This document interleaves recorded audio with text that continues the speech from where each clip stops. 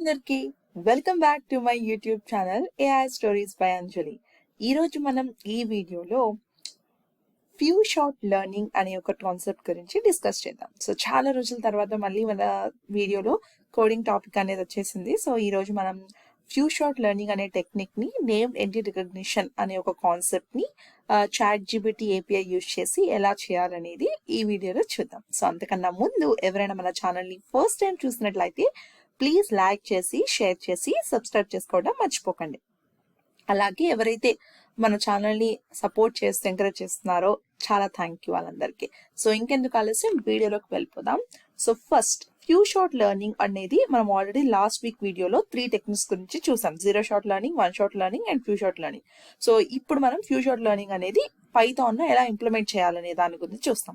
So ఏ example వాడుతున్నానంటే named entity recognition అనే ఒక concept ని వాడుతాం. ఆల్రెడీ మనం నేమ్డ్ ఎంటిటీ రికగ్నిషన్ అనేది మనం ప్రీవియస్ వీడియోలో డిస్కస్ చేసాం. సో ఎవరైనా చూడనట్లయితే ప్లీజ్ వెళ్ళి చెక్అవుట్ చేయండి. సో ఏది యూజ్ చేస్తున్నామంటే GPT APA, that is our common LLM model. ఎక్కువ మనం దాంట్లోనే చేసాం అండ్ ఆఫ్ కోర్స్ బర్డ్ కూడా చేసాం. సో జీపీటీ అనేది చాలా ఈజీ కాబట్టి నేను అది యూజ్ చేసేస్తున్నాను. ఓకేనా? సో ఫస్ట్ ఎప్పుడైనా సరే మనం ప్రాజెక్ట్ స్టార్ట్ చేయాలంటే కావాల్సిన లైబ్రరీస్ అనేది మనం ఇన్స్టాల్ చేసుకోవాలి. సో అందుకు మనము ఫస్ట్ ఓపెన్ ఏఐ ప్యాకేజ్ అనేది ఇన్స్టాల్ చేస్తాం. సో దానికోసం మనం ఏం చేస్తున్నామంటే percentile pip install open AI space -- quiet అనే ఒక కమాండ్ ని వాడి మనం ఓపెన్ ఏఐ అనేది ఇన్స్టాల్ చేస్తాం. ఓకేనా? నెక్స్ట్ ఇంపోర్ట్ చేసుకోవాలి. So from open AI import open AI method అనమాట. నెక్స్ట్ ఏపీఐ కీ అనేది గ్రాప్ చేసుకొని ఇక్కడ పేస్ట్ చేసుకోండి. సో ఆల్రెడీ మనం చాలా సార్లు చూసాం, నేను చాలాసార్లు చూపించాను కూడా మీ అందరికి ఓపెన్ ఏఐ ఏపీఐ అనేది ఎట్లా తీసుకోవాలి అనేది. సో ఒక్కొక్కసారి ప్రైజెస్ అనేది చేంజ్ అవుతూ ఉంటే ఒకసారి వెళ్ళి చెక్అవుట్ చేయండి. నెక్స్ట్ వన్స్ నువ్వు ఏపీఐ పేస్ట్ చేశాక అసలు నీ కోడ్ ఇది ఎక్స్ప్లెయిన్ చేసే ముందు నేను మీకు కొన్ని కాన్సెప్ట్స్ చెప్పాలి. సో జనరల్గా మనము ఈ ప్రాజెక్ట్ చేయాలంటే అసలు డిఫరెంట్ ప్రాంప్ట్స్ అనేది తెలిసి ఉండాలి. ఈ ప్రాంప్ట్ మనకు ఐడియా ఉన్నట్లయితే ఈజీగా మనకి అర్థమవుతుంది ఈ ప్రాజెక్ట్. సో ఫస్ట్ మనకి డిఫరెంట్ ప్రాంప్ట్స్ ఉంటాయి అనమాట. మనం ఏదైనా సరే ఎల్ఎల్ఎంని యూజ్ చేసి నువ్వు ఒక డెవలప్ చేస్తున్నావంటే డిఫరెంట్ ప్రాంప్ట్స్ వాటి యొక్క ఫంక్షనాలిటీ అనేది మీకు తెలిసి ఉండాలి. ఎందుకంటే నార్మల్గా నువ్వు ప్రాజెక్ట్ చేసేటప్పుడు ఆ ప్రాంప్ట్స్ డెఫినేషన్స్ నీకు తెలుసున్నట్లయితే నువ్వు జీపీటీని ఎలా యాక్ట్ చేయాలి, ఎలా నువ్వు రెస్పాండ్ అవ్వాలి అనేది నువ్వు డిఫైన్ చేస్తావు అనమాట. సో అందుకోసం మనము ఈ డిఫరెంట్ ప్రాంప్ట్స్ అనేవి నువ్వు డిఫైన్ చేస్తూ ఉండాలి. సో దానికోసము ఈ కాన్సెప్ట్స్ అనేది తెలుసుకోవాలి. ఓకేనా? ఫస్ట్ వచ్చేటప్పటికి సిస్టమ్ ప్రాంప్ట్. సో పేరులోనే తెలుస్తుంది. సిస్టమ్ ప్రాంప్ట్ అంటే ఏంటంటే నువ్వు జీపీటీని ఎలా యాక్ట్ చేయాలి అనేది చెప్తున్నావు. అంటే ఫర్ ఎగ్జాంపుల్ నువ్వు ఒక ఫార్మసిస్ట్ కంపెనీకి చాట్ జీపీటీ యూజ్ చేసి ఒక బాట్ అనేది చాట్ జీపీటీ ఏపీఐ యూజ్ చేసి ఒక బాట్ అనేది క్రియేట్ చేయాలనుకున్నారు. సో నువ్వు ఏం చెప్తావు అంటే నీ బాట్ ఎలా యాక్ట్ చేయాలి, ఆ పర్టికులర్ కంపెనీకి అసిస్ట్ చేయాలి. అంతేగాని ఆ బాట్ జనరల్గా అన్ని క్వశ్చన్స్కి ఆన్సర్ చేసి జీపీటీ లాగా ఉంటే నీకు వేస్ట్ కదా నీకు. సో నీకు కస్టమైజ్డ్ వర్జన్ అనేది నీకు రావాలన్నమాట. సో నువ్వు చెప్తావు నువ్వు ఈ కంపెనీకి నువ్వు బాట్వి, సో ఇలా యాక్ట్ చేయాలి అని దానికి నువ్వు ఇన్స్ట్రక్షన్స్ ఇస్తావు అనమాట. సో ఆ రోల్ని నువ్వు స్పెసిఫై చేస్తావు అనమాట. సో నువ్వు జీపీటీ ఏపీఐ యూజ్ చేసి ఆ బాట్కి ఎలాంటి రోల్ అనేది నువ్వు యాక్ట్ చేయాలి అనే దానికి ఈ ప్రాంప్ట్ అనేది వాడతావు. అర్థమైందా? సపోజ్ నువ్వు ఒక కమీడియన్ లాగా యాక్ట్ చేయాలనుకున్నావు అనుకో, సో ఆ కమీడియన్ గా యాక్ట్ చేయని చెప్తావు అనమాట నువ్వు, అంతే కదా. సో యాక్టర్స్ ఉన్నారు, ఒక మూవీ ఉంది, ఒక మూవీ చేసినప్పుడు నువ్వు యాక్టర్స్ అందరినీ తెచ్చుకుంటావు. యాక్టర్స్ అందరినీ తెచ్చుకుని వాళ్ళ స్క్రిప్ట్ ఎక్స్ప్లెయిన్ చేస్తూ ఉంటావు, డైలాగ్స్ చెప్తావు, నువ్వు ఇట్లా యాక్ట్ చేయాలి ఇట్లా యాక్ట్ చేయాలంటే వాళ్ళ దాంట్లో జీవించేస్తావు. సేమ్ అట్లానే జీపీటీ ఏపీఐ యూజ్ చేసి ఒక బాట్ని తయారు చేస్తున్నప్పుడు ఆ బాట్ ఎలా యాక్ట్ చేయాలి అనే దానికి నువ్వు స్పెసిఫై చేయడానికి యూజ్ చేసే ఒక ఆర్గ్యుమెంట్ వచ్చేటప్పటికి సిస్టమ్ ప్రాంప్ట్. ఓకేనా? Next user prompt. User prompt అంటే ఏంటి? సో ఏదైతే నువ్వు రోల్ని స్పెసిఫై చేస్తున్నావో సిస్టమ్ ప్రాంప్ట్ యూజ్ చేసి నువ్వు చెప్పేది దానికి బాగా అర్థమైందా లేదా అని కన్ఫర్మేషన్ లాగా మళ్ళీ అడిగేదాన్ని, అంటే అర్థమవుతుందా లేదా, ఓకేనా కాదని అడుగుతా కదా నేను అప్పుడప్పుడు వీడియోస్లో. సో అట్లా అనమాట. ఓకేనా? సో యూజర్ ప్రాంప్ట్ అనేది నువ్వు అడిగినప్పుడు ఎలా అడుగుతావంటే user prompt, are you able to understand what I say, like అలా ఏదో ఒక థింగ్ అనేది నువ్వు అడుగుతావు ఈ సిస్టమ్ ప్రాంప్ట్ నువ్వు ఏదైతే డిఫైన్ చేసావో. నెక్స్ట్ అసిస్టెంట్ ప్రాంప్ట్ అంటే ఏంటంటే బాట్ అనేది నీకు ఎక్నాలజ్మెంట్ ఇస్తుంది అనమాట. అంటే నువ్వు ఏదైతే రోల్ స్పెసిఫై చేసి నువ్వు అడుగుతున్నావో అని మళ్ళీ అర్థమైందని, ఎస్ నాకు అర్థమైందో కాదని అది నీకు ఎక్నాలజ్మెంట్ ఇచ్చే ప్రాంప్ట్ అనమాట అది. Next guidelines prompt. So guide lines prompt ఏంటంటే అసలు నువ్వు ఏది చేయాలనుకుంటున్నావు, అంటే నువ్వు అసలు ఏం ప్రాసెస్ చేయాలి, ఎట్లా చేయాలి, ఆ సెట్ ఆఫ్ రూల్స్ అనేవి నువ్వు గైడ్ లైన్స్ ప్రాంప్ట్ లో అనేది పంపిస్తావు అనమాట. సో ఈ 4 డిఫరెంట్ ప్రాంప్ట్స్ అనేవి మీకు ఐడియా ఉంటే మీరు ఈ ప్రాంప్ట్స్ యూస్ చేసి మీ ప్రాజెక్ట్స్ లో కస్టమైజ్డ్ వర్షన్స్ ని మీరు డెవలప్ చేసేటప్పుడు ఈ కాన్సెప్ట్స్ ని యూస్ చేసుకొని కోడ్ అనేది డెవలప్ చేసుకోవచ్చు అనమాట. ఓకేనా? సో ఇప్పుడు కోడ్ లోకి వెళ్ళిపోదాం. సో వన్స్ నువ్వు ఏపీఐకి వచ్చినాక ఈ ప్రాంప్ట్స్ అనేవి రాసేస్తున్నాం. సో సిస్టమ్ ప్రాంప్ట్ నేను ఏం చెప్తున్నానంటే, you will be provided with the definition of the entities that you need to extract the sentence from where you extract the entities and the output format with examples. So basic గా నువ్వు ఏం చెప్తున్నావంటే, నేను already చెప్పాను named entity recognition. So named entity recognition అంటే ఏంటంటే, నీ ఉన్న text లో నేమ్డ్ ఎంటిటీస్ ని నువ్వు ఫైండ్ అవుట్ చేయాలి. లైక్ పర్సన్, ప్లేస్, లొకేషన్, అట్లా మల్టిపుల్ థింగ్స్ అనమాట. నేమ్, ప్లేస్, పర్సన్ అట్లా. సో దాన్ని నువ్వు ఎట్రాక్ట్ చేయాలన్నమాట. సో ఫస్ట్ నువ్వు అవి ఎక్స్ట్రాక్ట్ చేయాలని దానికి చెప్పాలి. సో అందుకు మనము ఈ సిస్టమ్ ప్రాంప్ట్ యూస్ చేస్తున్నాం కదా. సో ఎలా చెప్తున్నావు అంటే ఇలా చెప్తున్నావు. So you will be provided with the definition of the entities that you need to extract. So నువ్వు ఒక సెంటెన్స్ అనేది ప్రొవైడ్ చేస్తావు, అందులో నేను డెఫినేషన్స్ కూడా ప్రొవైడ్ చేస్తాను. So you need extract the sentence from where you extract entities and output format with example. Output format చెప్తాను. So ఈ అవుట్పుట్ ఫార్మాట్ బేస్ చేసుకొని నువ్వు నేమ్డ్ ఎంటిటీస్ అనేది ఎక్స్ట్రాక్ట్ చెయ్యి అని చెప్తున్నావు అనమాట system prompt. Next user prompt వచ్చేటప్పుడు ఇందాక చెప్పాను. సో యూఆర్ అగైన్ ఆస్కింగ్ అనమాట, నువ్వు అండర్స్టాండ్ అవుతున్నావా కాదని. సో అందుకు ఏం చేస్తున్నావు, are you clear about your role. So neat గా మళ్ళీ ఒక కన్ఫర్మేషన్ అనేది అడుగుతున్నావు. అప్పుడు అసిస్టెంట్ ప్రాంప్ట్ యూస్ చేసి అది ఏమని చెప్పాలంటే, sure I'm ready to help you with your NR task. NR task అంటే named entity recognition అనమాట. So please provide me with the necessary information to get started. So ఇదా చెప్తుంది అనమాట. Like please provide me with the necessary information కంటే నువ్వు నాకు ఇంకా further గా ప్రొవైడ్ చేయి, నేను చక్కగా స్టార్ట్ చేస్తాను. సో అది ఎక్నాలజ్మెంట్ అనేది ఇచ్చేసింది. Next guidelines prompt. Already చెప్పాను, గైడ్ లైన్స్ అంటే ఏంటి, set of actions that a GPT should execute whenever you gave your input. So ఇది నీ గైడెన్స్ ప్రాంప్ట్ అనమాట. సో ఫస్ట్ వచ్చేటప్పటికి ఎంటిటీ డెఫినేషన్ కావాలి, అంటే అసలు ఏంటంటే సెంటెన్స్. నెక్స్ట్ పర్సన్, ఫస్ట్ నువ్వు ఎక్స్ట్రా చేయాల్సిన పర్సన్. సో అంటే ఏదైనా పెట్టుకోవచ్చు, నేను జస్ట్ ఇలా పెట్టాను person. Short names or full names of the person from all around the world. Company అంటే company is a legal entity formed as a business with its own identity and operation. So location, name of any geographical location like cities, countries, continents and districts etc. ఓకేనా? So ఇవన్నీ చెప్తావు. Location అనేది extract చేసి next output format. So persons list of entities present, ఇందాక extra చేసింది companies list of entities present, location list of entities and if no entities are present in any categories keep it none.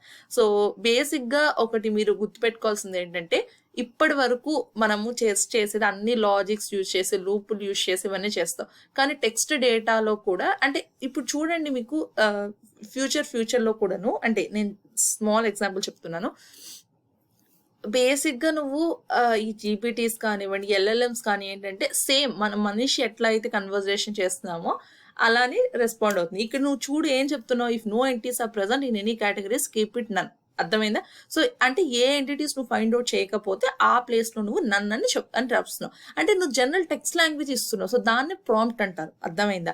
So but previous years లో ఇదే things నువ్వు execute చేయాలంటే నువ్వు logics రాసేవాడివి. If రూప్ వాడతావు, yes రూప్ వాడతావు, ఇట్లా multiple things అనేవి రాయాలి, లాజిక్స్ తెలుసుకోవాలి, సింటాక్స్ తెలుసుకోవాలి, లాంగ్వేజెస్ తెలుసుకోవాలి. సో బట్ ఇప్పుడు ఏంటి, అసలు సేమ్ మనం మనుషులు ఎట్లా అయితే కన్వర్జేషన్ చేస్తున్నామో సో అలానే నువ్వు ఇచ్చేస్తున్నావు అనమాట ఇన్స్ట్రక్షన్స్ ని. సో అది చక్కగా అది అర్థం చేసేసుకొని ఇస్తుంది అనమాట. సో దాన్ని జనరేటివ్ ఏఐ అని అనుకున్నాం. అండ్ ప్రాంప్ట్ ఇంజనీరింగ్ అది ఒక బ్రాంచ్, అది ఎవాల్వ్ అవుతుంది. ఫ్యూచర్ ఏఐ అంటున్నాం. ఫ్యూచర్ అంతా ఏ ఫ్యూచర్ అంతా ఏ అని ఎందుకు అంటున్నామంటే బికాస్ ఆఫ్ దిస్ ఈజీనెస్ అనమాట. సో చూడండి మనకి నోకియా ఫోన్స్ ఉన్నప్పటికీ ఇప్పటికీ ఎంత డిఫరెన్స్ వస్తుంది, ఎంత స్మార్ట్నెస్ అనేది మనం యాడ్ చేసుకుంటాం, మన ఇష్టమైనవన్నీ చూస్తున్నాం ఇంట్లోనే. ఇంటర్నెట్ అడ్వెంట్ అవ్వటం వల్ల, అంటే ఎక్కువ ప్రాచుర్యం చెందటం వల్ల. సో అట్లానే అనమాట.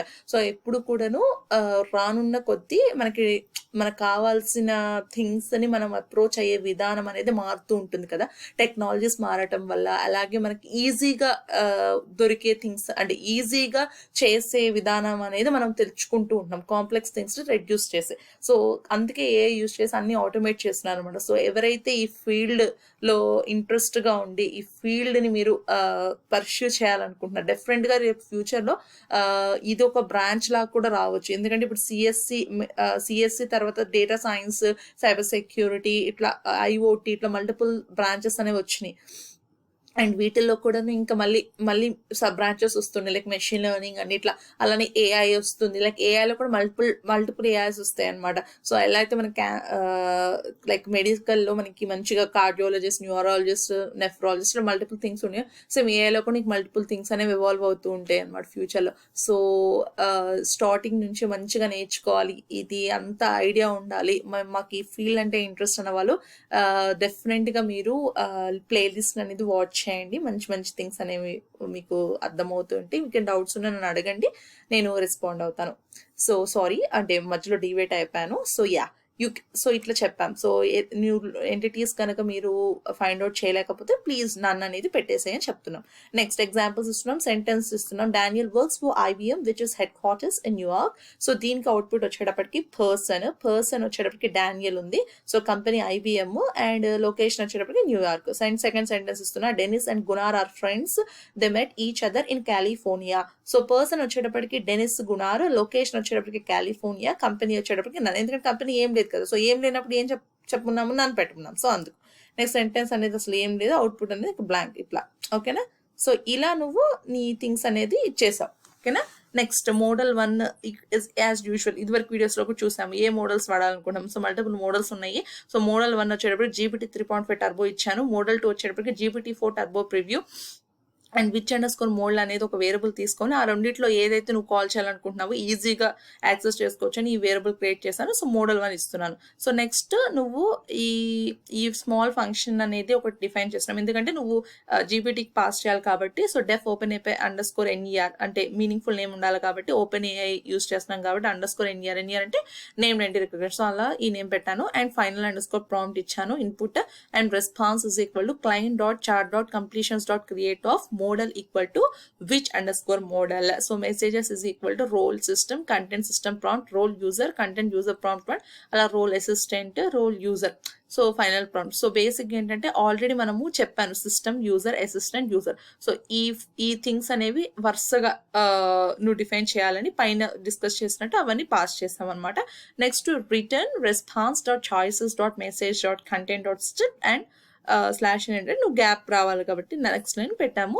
సో బేసిక్గా ఏంటంటే నువ్వు రెస్పాన్స్ని ప్రింట్ చేయాలి. ఆ రెస్పాన్స్లో కూడా నువ్వు ఓన్లీ కంటెంట్, మల్టిపుల్ థింగ్స్ ఉంటాయి, అందులో only content, message, text content పార్టే ఎక్స్ట్రాక్ట్ చేయాలనుకున్నాను కాబట్టి ఇలా రాసాను అనమాట. ఆల్రెడీ ఇది కూడా నేను డిస్కస్ చేశాను ప్రీవియస్ వీడియోలో. అంటే అది ప్రింట్ చేసి అందులో కంటెంట్ పార్టే కాబట్టి అందుకే నేను ఇట్లా రాస్తున్నాను ఈ లైన్ అని కూడా చెప్పాను. సో చూడని వాళ్ళంటే మళ్ళీ చెక్అవుట్ చేయండి ఓల్డ్ వీడియోస్. ఓకేనా? సో నెక్స్ట్ ఇంకో కొత్త సెంటెన్స్ ఇచ్చాను. Client equal to open AI API _ key equal APIకి, ఎందుకంటే మనము ఫస్ట్ క్లయింట్ ఇనిషియలైజ్ చేయాలి. తర్వాత guide format prompt equal to guidelines ప్రాంప్ట్నే కదా మనము యాక్సెస్ చేసుకోవాల్సిన .format ఈ మై సెంటెన్స్ ఇస్తున్నాము అండ్ గైడ్ ఫార్మ్. సో చూడండి చక్కగా మనకి మన గైడ్ లైన్స్ ని ఏదైతే పెట్టామో అవంతా యూజ్ చేసి మనకు అవుట్పుట్ అనేది ఇస్తుంది ఈ సెంటెన్స్ కి. సో ఇలా నువ్వు కాల్ చేసుకోవచ్చు అనమాట. మర్చిపోకుండా మీరు తెలిసాల్సింది అంటే గైడ్ లైన్స్ పాస్ చేయాలి, నీ ఓపెన్ ఏఐ యూజ్ చేసి నీ ఓపెన్ ఏఐ పాస్ చేయాలి, ఏ మోడల్ ఇవ్వాలనేది డిఫైన్ చేయాలి. అండ్ ఫైనల్గా నువ్వు ఆ ఫంక్షన్ కాల్ చేసి, అంటే first client initialise function call చేసి నీకు వచ్చేసింది. సేమ్ అలానే final prompt equal guide format prompt ఇందాక వచ్చింది NER తీసుకొని మళ్ళీ ఫైనల్ ప్రాంప్ట్ పంపిస్తున్నావు, ప్రింట్ ఆఫ్ NER అని రాస్తున్నావు. సో నీకు ఈ ఓన్ NER వరకు ప్రింట్ అవుతుంది. సో నెక్స్ట్ ఏం చేశానంటే నేను ఉన్నదానికి కొంచెం ఎక్స్ట్రా చేశాను. సో ఒక సెంటెన్స్ తీసుకొని NERs అంటే గైడ్ లైన్స్ పాస్ చేసేటప్పుడు ఇంకొక ఎంటిటీ యాడ్ చేశాను. డేట్ కూడా కావాలనుకున్నా. So any date provide in any date format. So ఇచ్చిన సెంటెన్స్లో ఏదైనా డేట్ ఉంటే అది కూడా డేట్ అనేది ఒక ఎంటిటీ లాగా నువ్వు తీసుకొని చెప్తున్నాను అనమాట. అండ్ అవుట్పుట్ ఫార్మాట్ అనేది ఇంకొకటి ఎక్స్ట్రా ఇచ్చాను.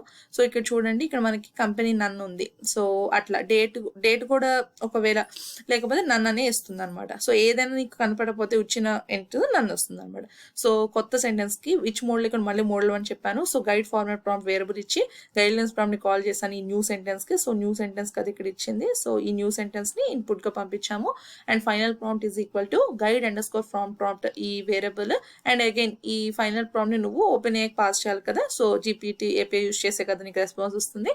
సో ఈ ఫైనల్ ప్రాంప్ట్ పెట్టాము. ప్రింట్ ఆఫ్ ఎన్యాస్ పెడితే నీకు వచ్చేసింది. చూడండి ఇప్పుడు పర్సన్ వచ్చేటప్పటికి అందరు పర్సన్స్ వచ్చారు. కంపెనీ వచ్చేటప్పటికి ఇట్లా కంపెనీస్ వచ్చిన లొకేషన్ లాస్ వేగస్ ఉంది.